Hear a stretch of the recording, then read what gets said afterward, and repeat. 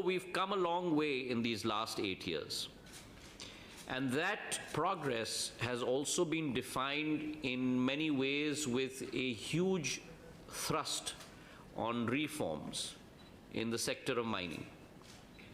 Our emphasis from Government of India in the sector of mining has been threefold. First is to make sure that we increase our mining production. Second is to increase investment into the mining sector.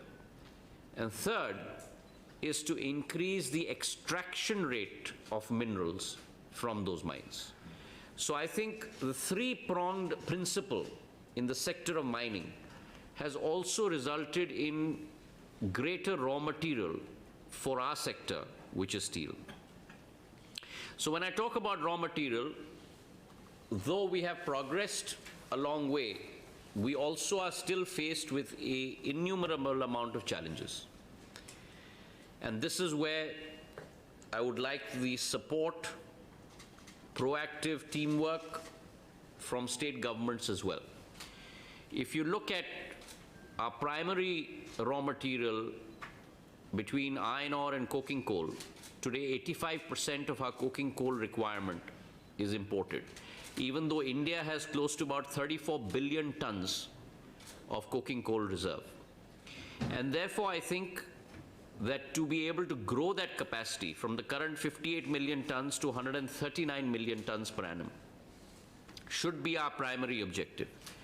If you combine that with also a diversification strategy, because many times the ash content of our coking coal is extremely high, and therefore to be able to get the requisite amount of quality coking coal from other countries neighboring us is something that we should look at as a strategy base.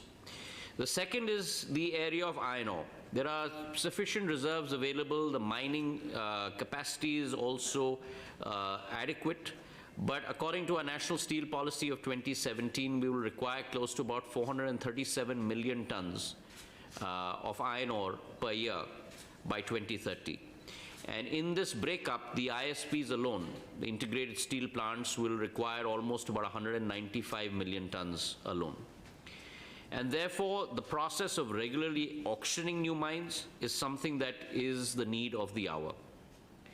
The third area where we need to look at in terms of raw materials is our logistics.